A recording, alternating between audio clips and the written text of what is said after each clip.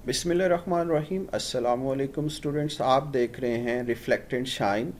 आज हम डिस्कस करेंगे chapter number 17 second year physics का topic magnetic properties of solids. आज के इस टॉपिक में हम डिस्कस करेंगे मैग्नेटिज्म का ओरिजिन, सॉलिड्स के अंदर क्या है, आइसोलेटेड पोल यानी मोनोपोल क्यों एग्जिस्ट नहीं करता, मैग्नेटिक सब्सटेंस के टाइप्स कितने हैं, मैग्नेटिक डोमेन्स थ्योरी क्या है, इलेक्ट्रोमैग्नेट्स कैसे बनते हैं, सॉफ्ट मैग्नेट और हार्ड मैग्नेट्स क्या होते हैं, एंड देन आखिरी चीज़ जो हम डिस्कस करेंगे वो है क्यूरी टेम्परेचर।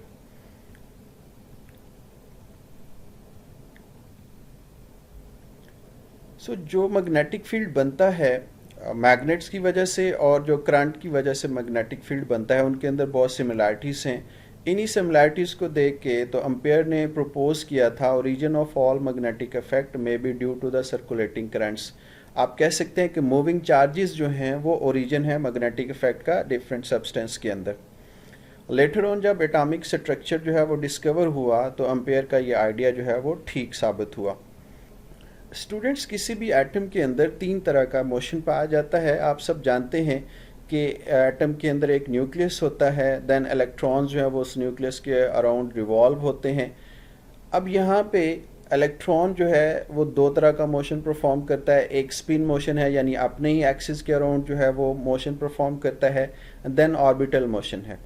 और तीसरा मोशन जो एटम के अंदर होता है वो है spin motion of the nucleus.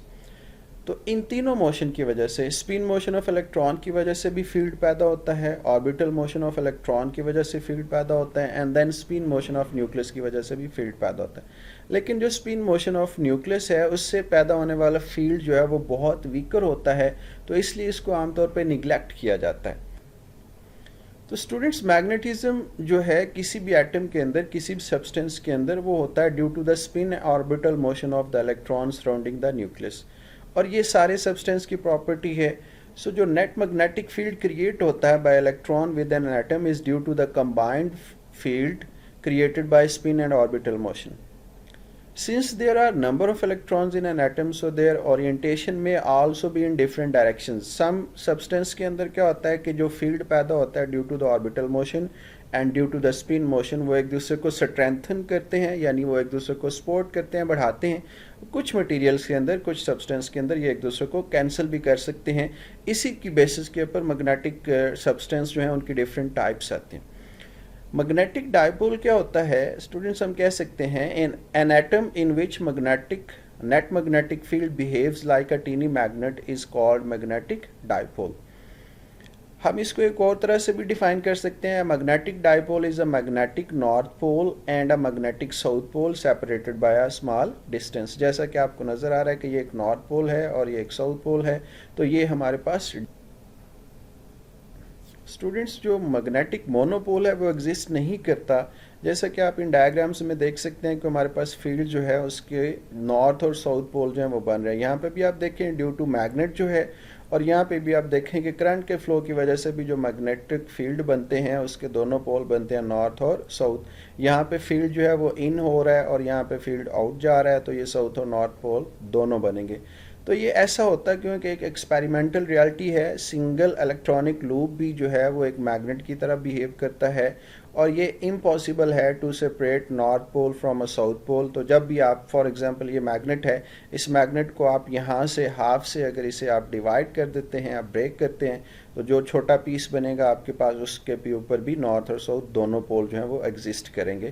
तो मोनोपोल जो है वो एग्जिस्ट नहीं करता।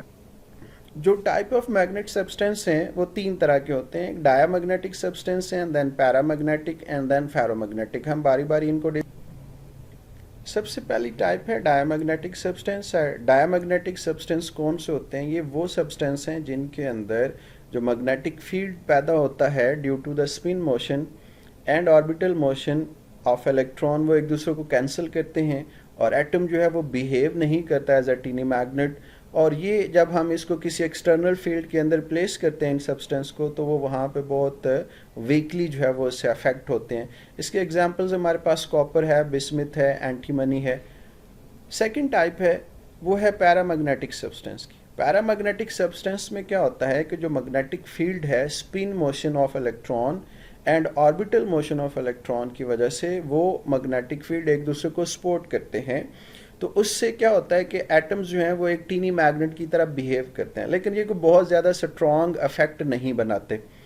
तो ये बहुत वीकली जो है वो एक्सटर्नल मैग्नेटिक फील्ड से अट्रैक्ट होते हैं, यानी ये बिहेव करते हैं कुछ ना कुछ अपना मैग्नेटिक प्रॉपर्टीज़, लेकिन वो ऑलमोस्ट ना होने के बराबर। इसमें एग्जांपल्स हमारे पास हैं, एल्यूमिनियम की है, लिथियम की है, मैग्नीशियम की है, एट्सेट्रा। देन थर्ड टाइप्स है वो है फेरोमैग्नेटिक सब्सटेंस। फेरोमैग्नेटिक सब्सटेंस में क्या होता है स्टूडेंट्स, जो मैग्नेटिक फील्ड प्रोड्यूस हो रहा है by the spin motion and orbital motion of the electron, वो एक दूसरे के साथ इस तरह से कोऑपरेट करता है कि वो एक स्ट्रॉन्ग मैग्नेटिक फील्ड एग्जिबिट करते हैं। तो ये बहुत स्ट्रांगली मैग्नेटिक, जब हम इसको एक्सटर्नल फील्ड के अंदर प्लेस करते हैं तो बहुत स्ट्रांगली ये उससे अफेक्ट होते हैं, अट्रैक्ट होते हैं। हमारे पास इसमें एग्जांपल्स हैं, आयरन है, कोबाल्ट है, निकल है, और ये एक अलॉय है जिसमें आयरन, एल्यूमिनियम, निकल, कोबाल्ट जो है वो मिलकर बनता है। अल्निको इसको कहा जाता है। तो ये बहुत स्ट्रांग मैग्नेट बनता है। अब हम बढ़ते हैं मैग्नेटिक डोमेन्स की तरफ। मैग्नेटिक डोमेन्स क्या होते हैं, किसी भी सब्सटेंस के अंदर बहुत छोटे रीजन, बहुत small region within ferromagnetic material जो है, जहाँ पे जो डिफरेंट ग्रुप्स हैं एटम्स के, वो अलाइन करते हैं मैग्नेटिक फील्ड को इन सेम डायरेक्शन। जैसा कि आप यहाँ पे देख लें तो ये हमारे पास ये एक जो हिस्सा है ये एक मैग्नेटिक डोमेन है, ये दूसरी मैग्नेटिक डोमेन है। ये बहुत स्मॉल होता है, मिलीमीटर इसका ऑर्डर होता है या उससे भी कम, लेकिन ये इतना एटम्स जो हैं 10⁻12 टू लेके 10⁻16 एटम्स जो हैं वो एक मैग्नेटिक डोमेन्स के अंदर होते हैं। अब इस डायग्राम में आप देखें स्टूडेंट्स, तो जो मैग्नेटिक डोमेन्स हैं वो डिफरेंट डायरेक्शंस में अलाइन हैं। तो जब हम इसको एक्सटर्नल फील्ड के अंदर प्लेस करते हैं तो ये मैग्नेटिक डोमेन्स जो हैं स्टूडेंट्स, यहाँ से ये अपने आप को एक रैंडम अलाइनमेंट में है। एक्सटर्नल मैग्नेटिक फील्ड अप्लाई किया जाएगा तो ये सारे के सारे जो मैग्नेटिक डोमेन्स हैं ये अपने आप को अलाइन कर लेंगे। जब ये अलाइन करेंगे तो हमारे पास ये वाला जो हिस्सा है वो एक मैग्नेट की तरह बिहेव करेगा, और ये हम इसको कह सकते हैं कि ये मैग्नेटाइज हो गया और ये अनमैग्नेटाइज फॉर्म। आप अनमैग्नेटाइज की बात करें तो उसमें डोमेन्स का कोई प्रॉपर अरेंजमेंट्स नहीं होती, वो डिफरेंट डायरेक्शंस में अलाइन होते हैं, जैसे कि आप इस डायग्राम में देख रहे हैं। जब आप उसको एक्सटर्नल मैग्नेटिक फील्ड में रखते हैं तो उसके जो मैक्सिमम डोमेन्स हैं वो अपने आप को अलाइन कर लेते हैं, और हमारे पास एक नेट मैग्नेटिक फील्ड जो है वो एग्जिबिट होता है। तो हम ये कह सकते हैं कि ये अनमैग्नेटाइज्ड फॉर्म में हैं डोमेन्स, और ये मैग्नेटाइज्ड डोमेन। सब्सटेंस के अंदर स्टूडेंट्स होता ये है कि कुछ मटेरियल्स ऐसे हैं जिनके जो डोमेन्स हैं वो बड़ी इजीली अपने आप को अलाइन कर लेते हैं जब हम उनको एक्सटर्नल मैग्नेटिक फील्ड के अंदर रखते हैं। तो ऐसे मटेरियल्स को सॉफ्ट मटेरियल्स का नाम दिया जाता है। वो फेरोमैग्नेटिक मटेरियल्स जिनके डोमेन इजीली अलाइन हो जाते हैं, ओरिएंट हो जाते हैं by applying the external field, और जैसे ही उस फील्ड को हटाएं तो ये वापस अपनी रैंडम पोजीशन पे चले जाते हैं। तो ऐसे मटेरियल्स को हम नाम देते हैं सॉफ्ट मटेरियल का। और ये जो सॉफ्ट मटेरियल्स हैं स्टूडेंट्स, ये काम आते हैं इलेक्ट्रोमैग्नेट बनाने में। और एग्जांपल भी हमारे पास आयरन है।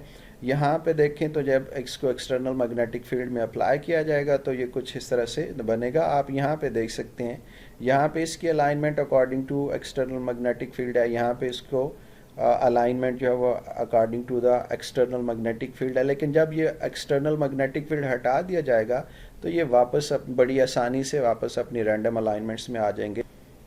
तो स्टूडेंट्स, इलेक्ट्रोमैग्नेट जो हैं वो कैसे बनते हैं? इलेक्ट्रोमैग्नेट बहुत सिंपल है। हमारे पास ये एक आयरन का नेल है। आयरन की अभी हमने बात की कि ये फेरोमैग्नेटिक सब्सटेंस है। इसके ऊपर हमने एक वायर जो है वो, जैसे ये कॉपर वायर है, उसको इसके ऊपर जो है वो वाइंड कर दिया गया और इसके साथ बैटरी लगा दी गया। जब इस वायर के अंदर से करंट फ्लो करेगा तो ये जो नेल है ये आयरन का, इसको क्या हो जाएगा, एक्सटर्नल मैग्नेटिक फील्ड बनेगा, क्योंकि करंट के फ्लो की वजह से मैग्नेटिक फील्ड पैदा होता है, जैसा कि आप इस डायग्राम में देख रहे हैं। तो इसकी वजह से ये जो नेल है इसके डोमेन्स जो हैं वो अलाइन हो जाएंगे और ये एग्जिबिट करेगा एज अ मैग्नेट, और उसकी वजह से ये आयरन क्लिप्स को जो है इसने अट्रैक्ट कर लिया है। जैसे हम बैटरी हटाएंगे करंट इसमें से फ्लो होना बंद हो जाएगा, तो ये वापस अपने आप को रैंडम पोजीशन में अलाइन कर लेंगे। ये इसी तरह से मैग्नेटाइज और डीमैग्नेटाइज जो है वो। दूसरी टाइप है स्टूडेंट्स हमारे पास, वो है हार्ड मैग्नेटिक मटेरियल्स या हार्ड मटेरियल्स। तो मटेरियल्स जिनके डोमेन्स जो हैं वो बड़ी आसानी से अलाइन नहीं होते, आप ये कह सकते हैं कि जिनको बहुत स्ट्रॉन्ग एक्सटर्नल मैग्नेटिक फील्ड चाहिए उनकी डोमेन्स को अलाइन करने के लिए। लेकिन इंटरेस्टिंगली जब वो एक बार अलाइन हो जाते हैं तो फिर उनको वापस डी अलाइन करना भी उतना ही मुश्किल होता है। यानी एक तो पहले इनकी अलाइनमेंट्स करना बहुत मुश्किल है, उसके लिए आपको बहुत स्ट्रॉन्ग एक्सटर्नल फील्ड चाहिए। लेकिन जब आपने एक बार इसको अलाइन कर दिया, उस अलाइनमेंट के बाद आप एक्सटर्नल मैग्नेटिक फील्ड को हटा देंगे तो उसके बाद भी ये मटेरियल्स जो हैं ये अपनी अलाइनमेंट को रिटेन रखते हैं। इसीलिए इन मटेरियल्स को नाम दिया जाता है हार्ड मटेरियल्स का, और ये परमानेंट मैग्नेट्स बनाने के काम आते हैं। जैसे कि एग्जांपल्स में हमारे पास स्टील है और आल निको है, ये दोनों बहुत स्ट्रॉन्ग मैग्नेटिक मटेरियल्स हैं और इनसे परमानेंट मैग्नेट्स ही। स्टूडेंट्स, इस डायग्राम में आप देख सकते हैं कि ये टेम्परेरी मैग्नेट है जिसको हम इलेक्ट्रोमैग्नेट भी कह रहे हैं, और ये परमानेंट मैग्नेट्स हैं। तो ये जो मटेरियल है ये सॉफ्ट मटेरियल है और ये जो मटेरियल है ये हार्ड मटेरियल है। क्यूरी टेम्परेचर, हम उस टेम्परेचर को कहते हैं जहाँ पे कोई भी फेरोमैग्नेटिक सब्सटेंस जो है वो अपनी ऑर्डरलीनेस को लूज़ करना शुरू कर देता है और वो उसकी जो प्रॉपर्टीज़ हैं वो फेरो से कन्वर्ट होना शुरू हो जाती है मैग्नेटिक मटेरियल के अंदर। तो हम ये कह सकते हैं कि वो टेम्परेचर जहाँ पे कोई मटेरियल अपनी फेरोमैग्नेटिक मटेरियल्स की प्रॉपर्टीज़ को लूज़ करके कन्वर्ट हो पैरामैग्नेटिक मटेरियल्स के अंदर, उस टेम्परेचर को हम नाम देते हैं क्यूरी टेम्परेचर का। आयरन जो है स्टूडेंट्स ये भी फेरोमैग्नेटिक सब्सटेंस है, लेकिन अगर आप जब इसका टेम्परेचर बनाएंगे 750 डिग्री सेल्सियस, जब 750 डिग्री सेल्सियस से ये टेम्परेचर बढ़ेगा तो ये आयरन जो है ये फेरोमैग्नेटिक से कन्वर्ट हो जाएगा पैरामैग्नेटिक सब्सटेंस के अंदर। स्टूडेंट्स, ये था हमारा आज का लेक्चर। उम्मीद है कि आपको पसंद आया होगा। अपना फीडबैक जो है वो कमेंट सेक्शन में ज़रूर दीजिएगा।